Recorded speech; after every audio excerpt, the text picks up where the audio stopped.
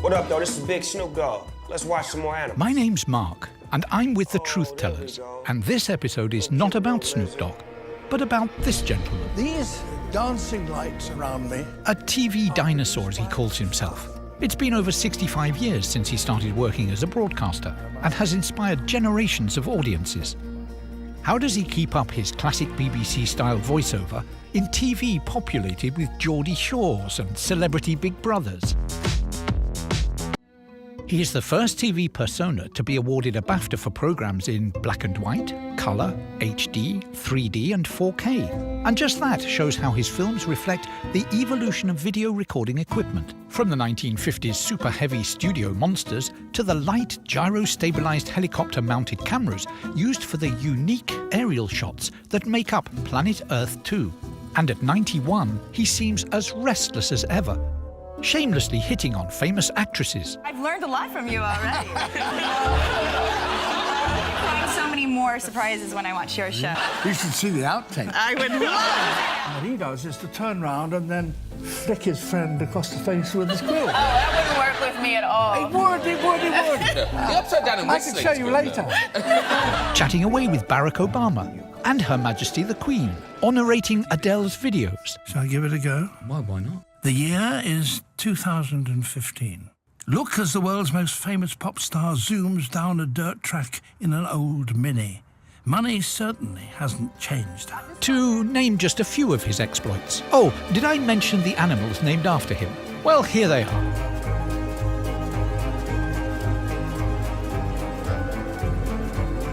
Clearly, being a teenager trapped in the body of a 91-year-old is no easy task.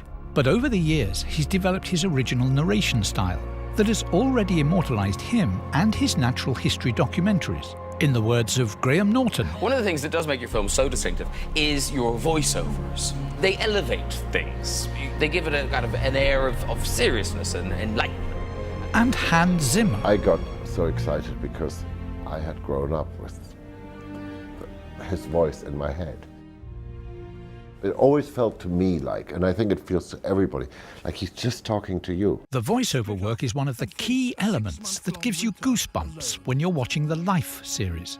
But as it always is, voiceover is just a tool and a part of the big picture. What are the other elements? The first thing that strikes you is that David Attenborough treats his documentaries as if they were dramas. And this approach projects onto every aspect of filmmaking, from narration, character portrayal, to cinematography and scoring. Not only this, but each chapter of each episode presents a different type of story and is often written and produced according to the rules of a given film genre. You get a lot of action movies with chases, a thriller, There is no greater test for a young meerkat than how it deals with danger like this. a tragedy, Unable to feed, she is starving. Her last act of devotion is to blow water over the eggs to help them hatch. After her long and lonely vigil, she is dead. a comedy, Some itches just have to be scratched.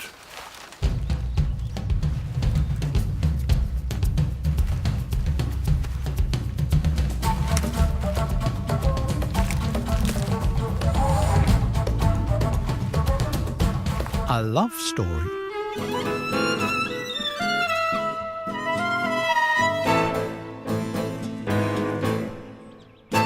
even an Omen type of horror. The cuckoo's egg matched the drongo's egg so perfectly that this foster mother has been completely deceived, while she has raised a monster.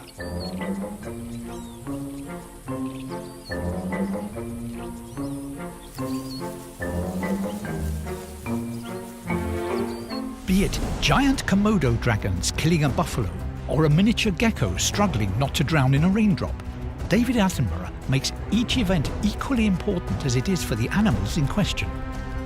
Throughout each episode, you hear a lot of empathy that bonds viewers and characters. In other words, What would a human say? The problem is that it can only see prey if it moves. So is this a stick insect or a stick? Aha. His tone and pace of narration masterfully match the mood of each chapter, reflecting the emotions the animals are most likely experiencing. Frustration.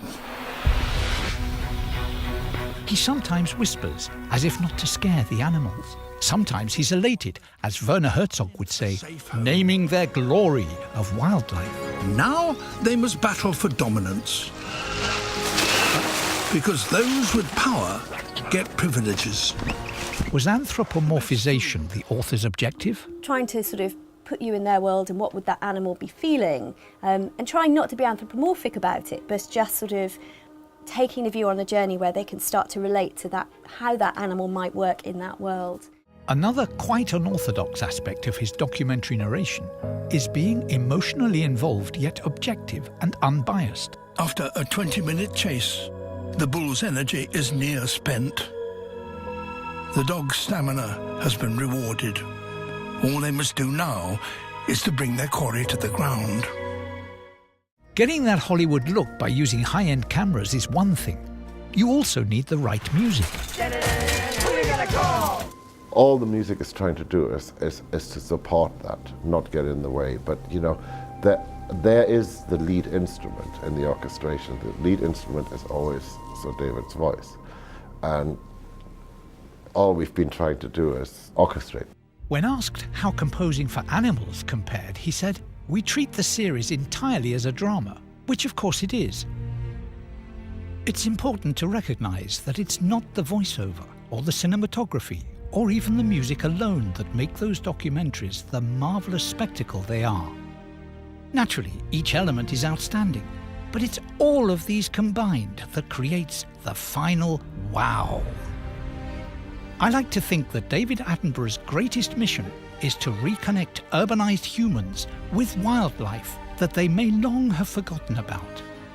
One time on Good Morning Britain, he was asked, "What's the secret of broadcasting?" Final question. Of great broadcasting that really brings stuff alive to people. And he replied, I've no idea, really. Honestly, I've no idea.